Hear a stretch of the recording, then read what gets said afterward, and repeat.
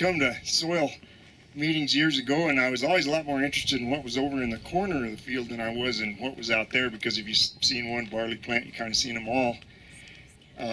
But the, the the diversity of what goes on in nature is one of the things in our operation that we've always tried to emulate. And of course, we're grazers, we're cattle people, we're not necessarily farmers, and so we look at the world in a little bit different way, because the cattle sort of force us to do that, or the sheep or whatever we're grazing, and they have a way of making you look at the world more holistically in some ways, because they have needs and that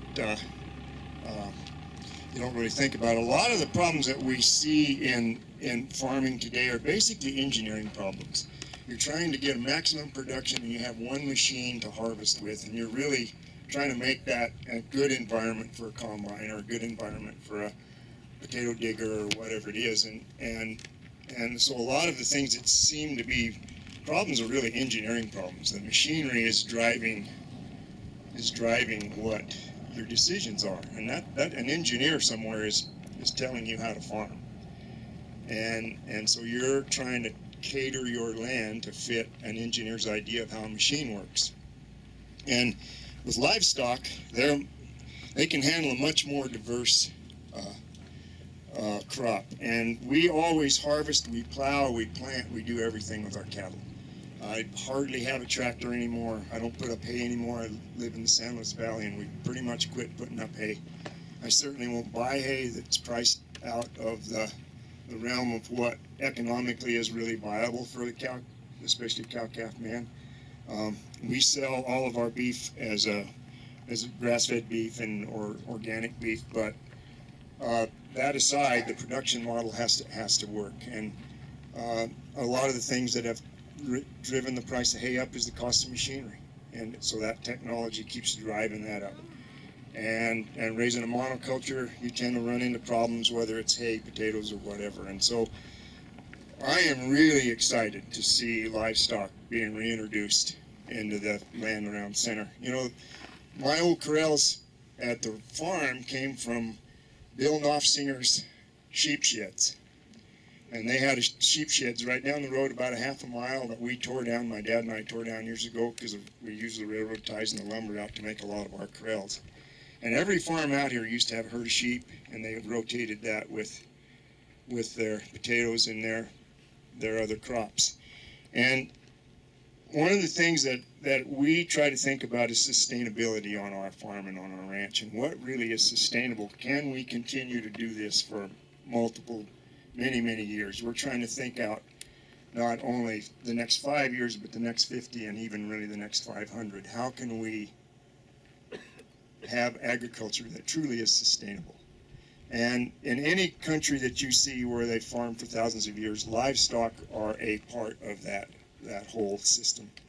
And Brandon's done a good job of talking about the biodiversity of the various plants, and whether they have nitrogen fixing capabilities, whether or not they're tap rooted, they're doing the plowing for him, they're doing all those things.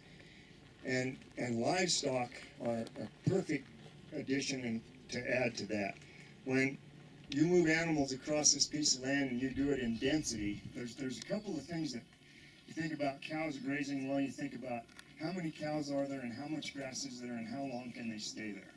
Well, we're not really interested in that at first. We're interested in how dense can we get these animals, and how much work can we get these animals to do for us as they harvest the crop.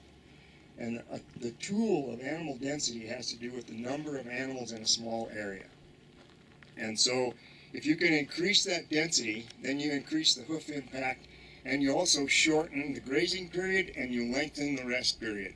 So if you've got this land right here, I can look at that and tell you that it's going to be about somewhere around 100 right now, and it's growing. It's going to grow away from these cattle. There's nowhere near enough cattle in this field right now, but it'll run between 100 and 150 animal days per acre right now. So you could put 150 1,000-pound animal units on 1 acre for 1 day, and then move them to the next acre. That acre was grazed for 24 hours, and then it begins to rest after that.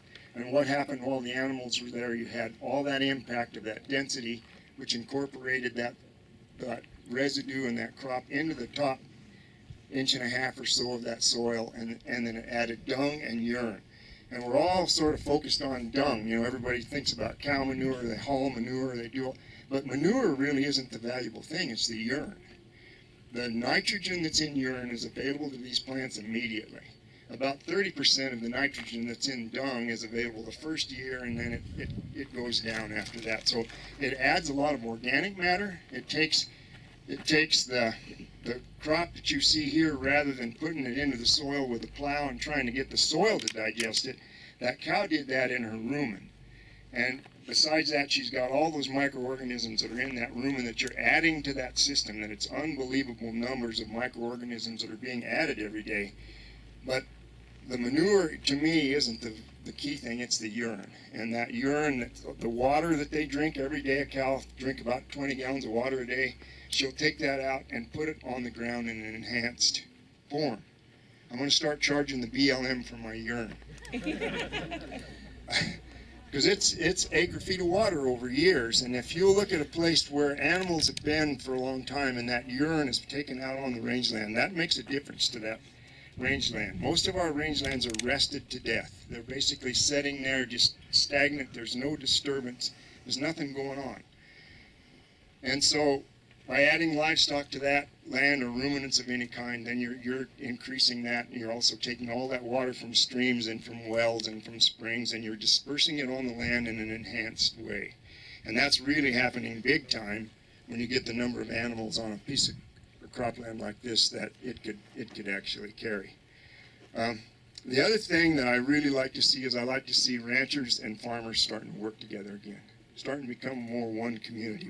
We've been kind of separated for a long time. There's ranchers and farmers, you know, and that's really not true. We're all agriculturalists, and we all live here in this valley, and we depend on one another. And our economy depends on one another, especially now with the declining aquifers. The rangelands are dry. It's actually an opportunity for all of us to start to rebuild these soils and bring these cattle back down into the valley and put them back on these farms. The hard part about that generally is the fact that there's just no infrastructure on these farms. And I'm not going to talk a whole lot today about how to do this, but you can see that it's fairly simple with the technology of electric fencing, and the fact that we have a pivot in the middle and that we can fill a tank fairly quickly with that we can actually pretty economically set up a grazing system on a circle. And depending on the time of year, we can even use, in the winter time, we use these pivots as the fence, and we put an electric fence on the pivot, and it's simple enough that even a farmer can go out there and turn that sprinkler on for 5 minutes or 3 minutes at 100%, and that gives the animals the amount of feed they need every day. We run all our cows on sorghum sudan in the wintertime, on, you know, that kind of thing.